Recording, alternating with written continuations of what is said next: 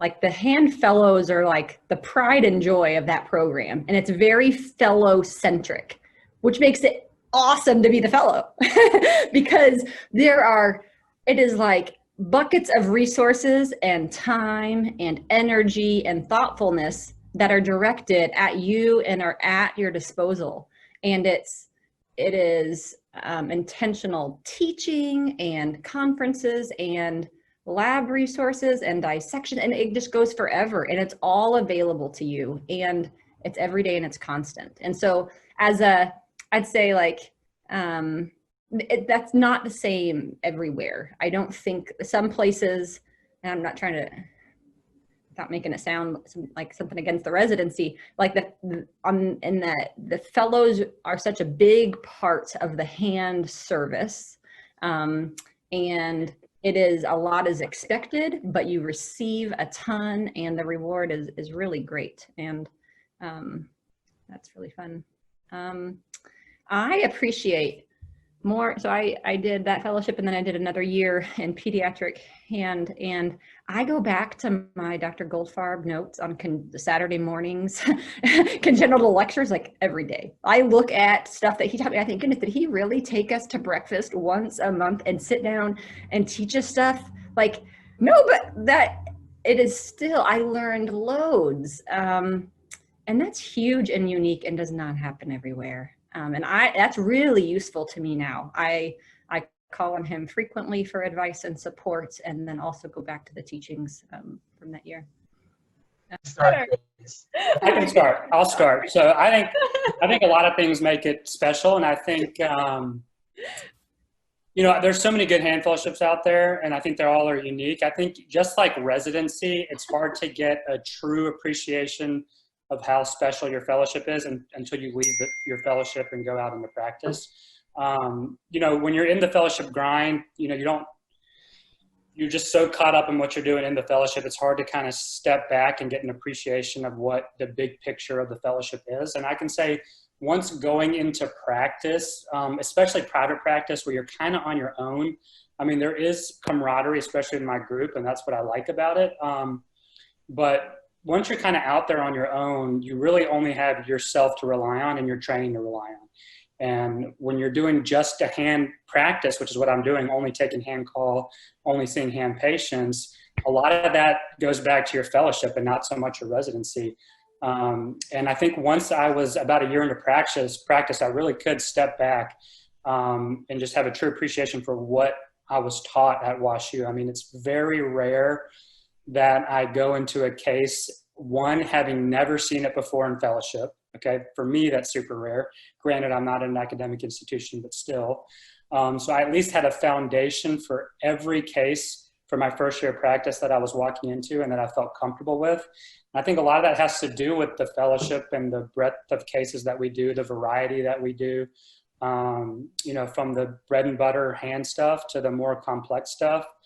And then when you are in private practice, sometimes you do have complex stuff and you want to reach out to people that, you trust. And for me, I've reached out to literally almost every one of my fellowship mentors multiple times, even over the last couple of weeks, as I sent you an email, just last month about a case. And so I think for me, once I started practice, I really could truly appreciate just how well trained I was. I mean, even hearing it from my partners being like, you don't seem like you're a person who's first year out of practice. And I think I felt that way because I became so confident by the end of my fellowship that it kind of just rolled over into practice. I mean, it was a good balance of having oversight from attendings and being on your own. So the first time I'm truly there on my own with no one else to lean on, it wasn't that scary for me. And I think that has a lot and pretty much everything to do with the fellowship. I think I'll take a stab at it next. I would probably answer the question with a three-part response. The latter of which resonates with me, what you just mentioned, in that I've been fortunate enough to receive the same pattern of compliments through the co-physicians that I work with at the surgery center, the nursing staff, the medical support staff, what have you. And the question has quickly gone to, where did you train? and certainly no doubt we're a product of our training. If when we really look at it in hindsight, our 5-year longitudinal experience in residency for orthopedics and 6 years across plastics, for me, only involved a total cumulative 6 months of hand upper extremity training across my residency program. Again, at a good residency program, and so that single year at WashU at your hand fellowship is extremely foundational and fundamental. I think a second part answer would be the breadth. Again, Neil tapped on that, but I think again we're only our surgical solutions, our surgical toolkit is limited to in some degree what we've been exposed to thus far. Again, with the expectation that we're lifelong learners as well.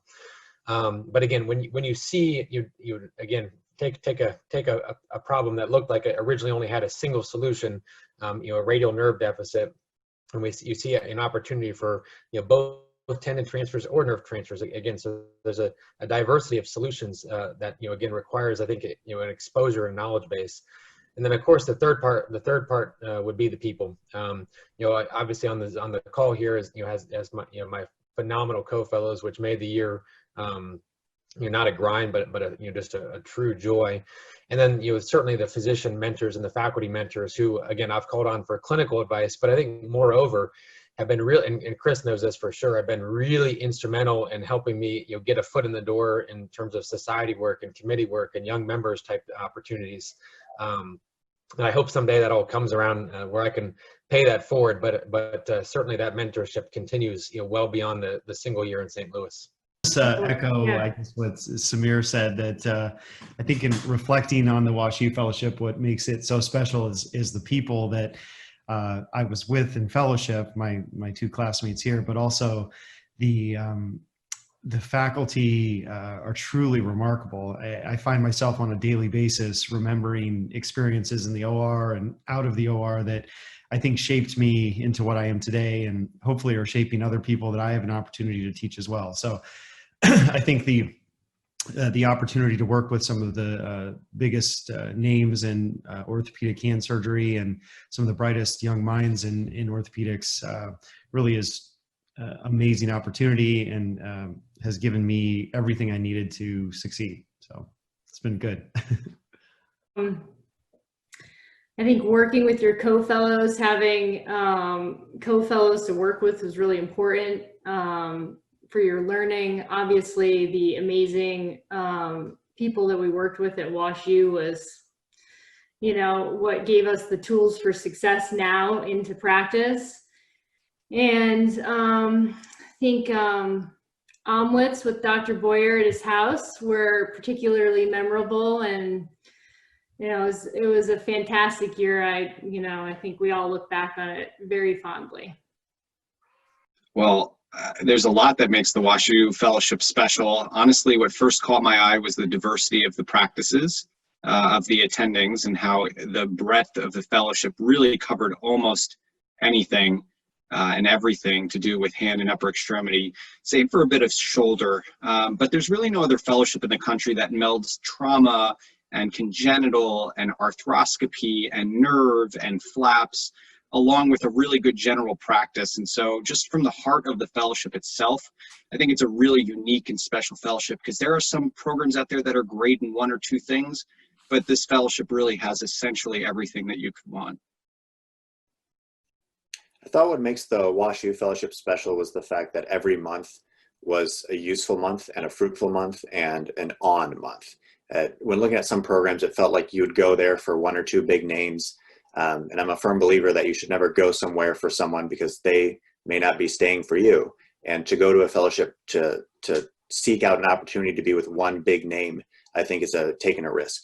At WashU, it felt like every month was with a big name, not just in terms of their impact in the hand research world, but more so in seeing a different side of hand surgery in a way that was a lot deeper than most other fellowships.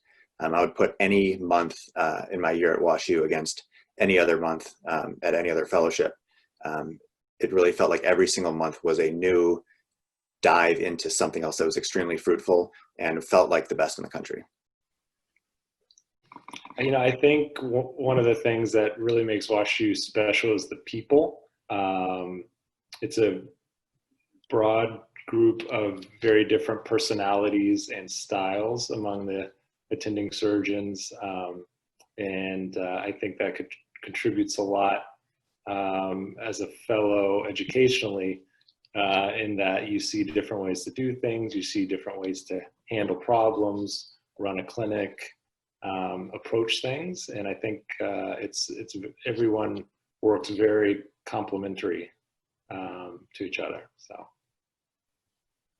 obviously agree with that, but another thing I think that makes it so special is how well it prepares you for practice. Just being a few months in, you know, the most comfortable place I have right now is actually being in the operating room, rather than you know, all the admin stuff that surrounds clinics and etc. But how well it prepares you for actual practice and cases and independence, but also having, you know, the other side of things where you actually get to learn and you're not just doing things completely alone all the time. So I think the combination really what sets WashU apart. So I think the thing that's most impressive about the fellowship at WashU in orthopedics and hand surgery is the breadth of education. It's perhaps one of the most well-rounded education you could get in a year, both in terms of volume, bread and butter hand surgery, trauma, microvascular training. You really couldn't ask for anything better in terms of the breadth of education. I think that the faculty there provides the most effective method of teaching, which is graduated responsibility. The faculty are present and help you along the way, but allow you to operate and do the case, which I think is the best of both worlds. They're letting you do the operation, but also are present to allow you to learn to operate under their guidance, which is better than being completely by yourself all the time, and certainly better than watching the procedure being done. This form of graduated responsibility really helped me transition from a resident trainee into my own practice, where I in turn teach residents myself and utilize that same method of graduated responsibility that I learned as a fellow at WashU.